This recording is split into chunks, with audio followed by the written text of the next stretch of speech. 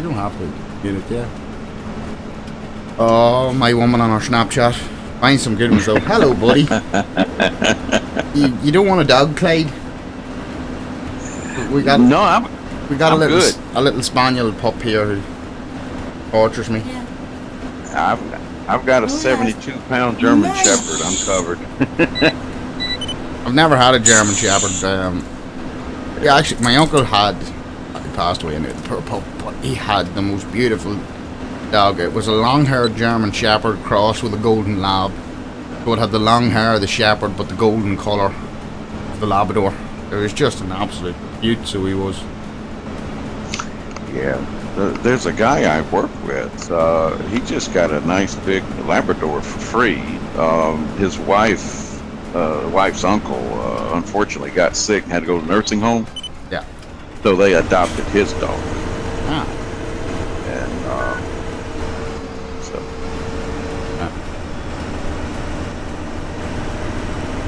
yeah, I adopted mine from a no-kill shelter. I always recommend that to everybody. If you're looking for a pet, go to a shelter that has a no-kill policy. Funny, now, this boy didn't come out of a shelter.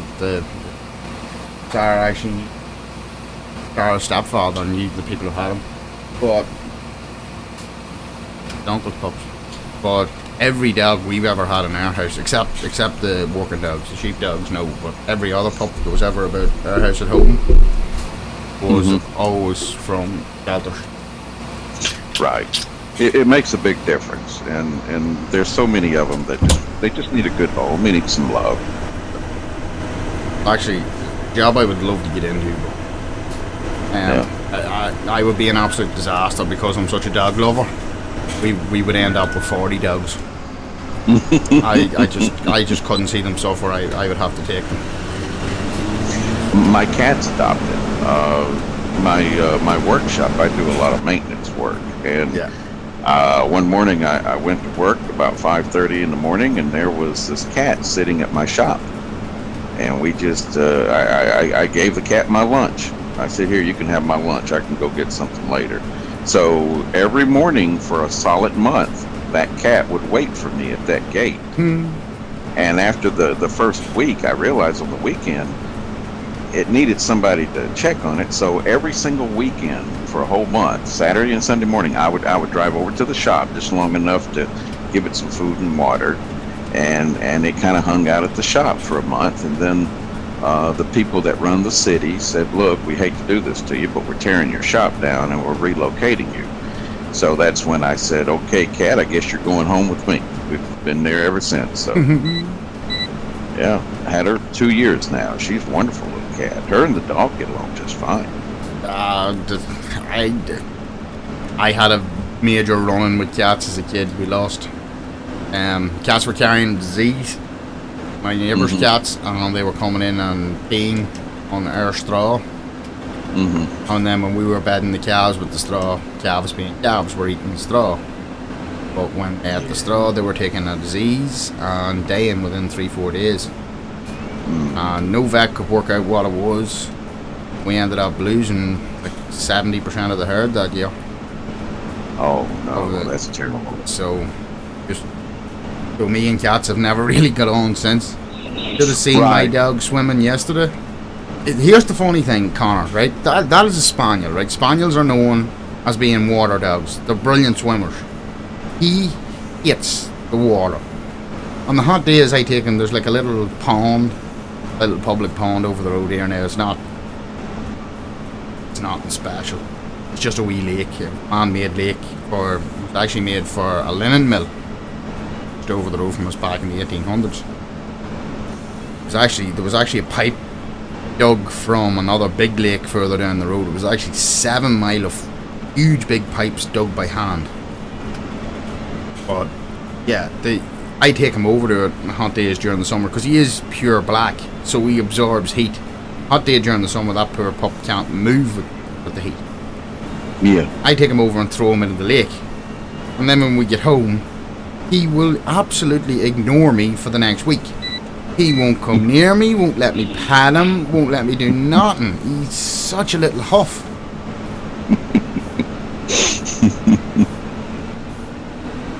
Well, I remember when I was very young, my grandfather had told me about when he lived out in the countryside. He was a farmer, and back then, farmers people talked louder back then.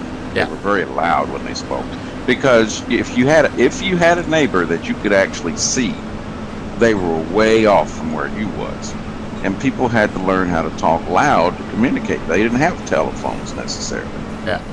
back in the day. And he said I had a neighbor walk all the way over to my house, and he said to me, he said, "Sir, I'm so sorry to disturb you, but unfortunately, your dog has been coming over to my farm and has been coming to my back door, and I have a porch that's screened in, see." And he said, the dog has figured out how to move the latch on the screen door and enter the back porch, and that's where I keep my slop bucket for my hogs.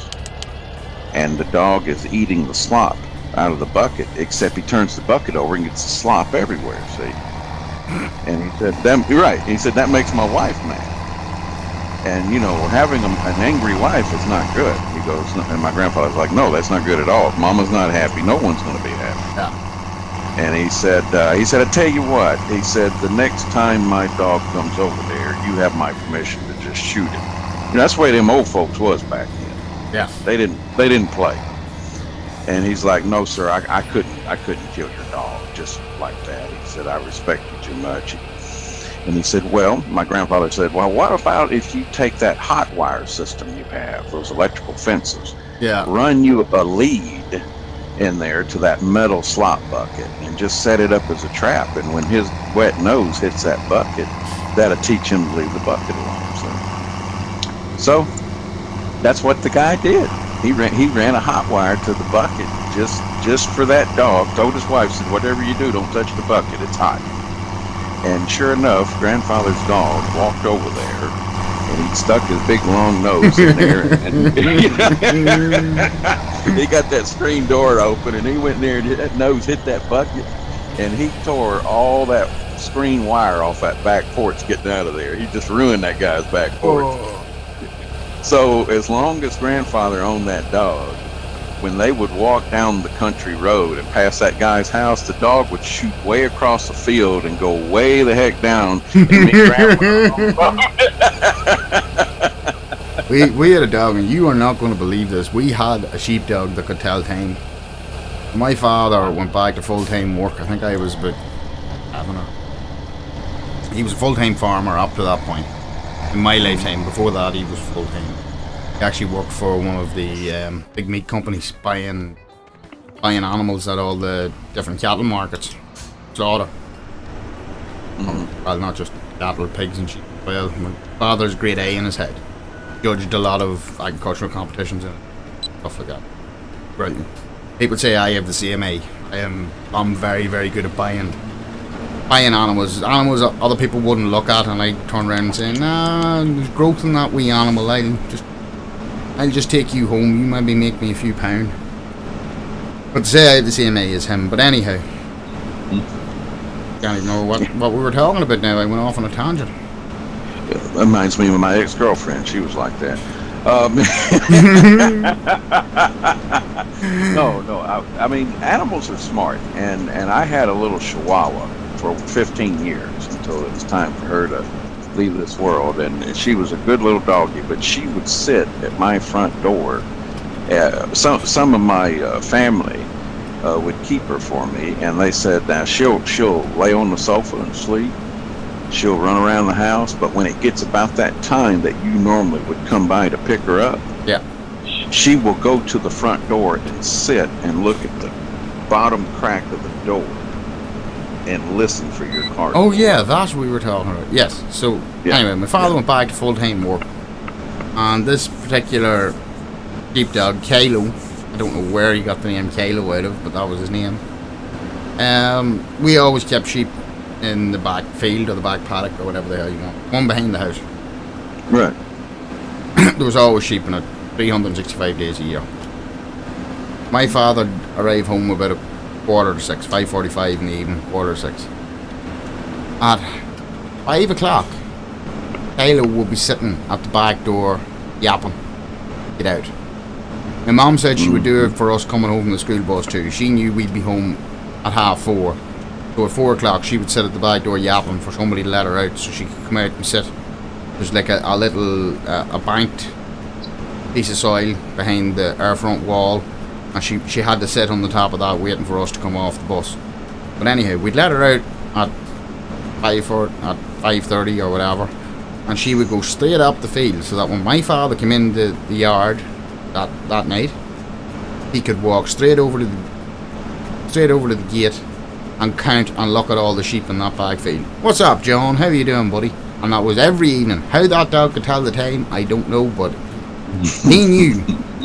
He knew. He knew. Yeah. They just had that natural ability. He was the only sheepdog we had. This is the funny thing about sheepdog, and this is probably the reason why I don't keep collies. He was the only sheepdog we had that was actually a pet as well. The rest of them were very, very wicked dogs. Fine when they were working, but when they weren't working, when they were just sitting about, they were wicked, barky, snappy dogs. I had one of them bite me a number of times when I was going into his pen to feed him at night. Yeah. But when you had them out working, they would never look at you. They just loved work. Yeah.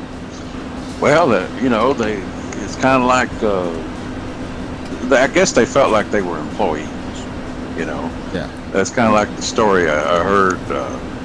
There's a half a dozen versions of this joke, but I like to tell the PG. I used to play a lot of golf back in the day, and because of my physical injuries to my knees and my back, I don't play golf anymore. But I'll never forget one day we was out on the course playing, and a buddy of mine, he said, "Did you ever hear about the robot caddies?" I said, "No." He said, "Yeah, this guy went to a golf course, and he was paying to go out and play a few holes, and they said, well, we fired all the caddies, and we replaced them with robots. In fact, they just arrived. We just got them out of the box, and they're just nothing but shiny metal. That's all they are, see." I said, "Okay." He said, "Now, because we haven't, got them all decorated and tested them out, it's free today. Free caddy, but it's a robot." He said, "Hey, I'll roll with it." So he gets out there and he's thinking about hitting the ball, and he says, "Well, what do you think, robot?" And the robot went, beady, beady, beady, beady, wind from the northwest, 3 miles per hour. Use a three driver. And he did exactly what that robot told him to do. One hole at a time, one stroke at a time. And he played almost a perfect game of golf. So he goes back to the shop, tells the guy, he said, "I love these robots. They're fantastic." He said, "The next time I come, I guess I'll have to pay for it, but it's worth it." And the manager said, "Great." He said, "The only thing, though, is you do need to paint them because the sun bounces off of them and it's very blinding." And the guy said, "No problem." So a couple weeks later, he goes back, right? Yeah.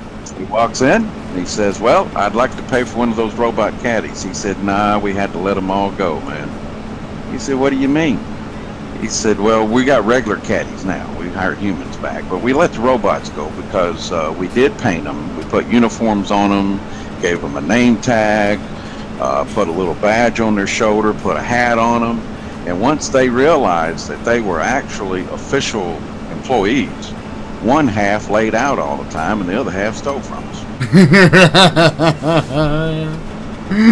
Very good. So Very good. I used to have one boss. I used to be a case on a Sunday night I'd be going to bed. It was only me and him, there was nobody else in the company. But on a Sunday night when I was going to bed, I used to have to think to myself very, very carefully whether to set my alarm or not.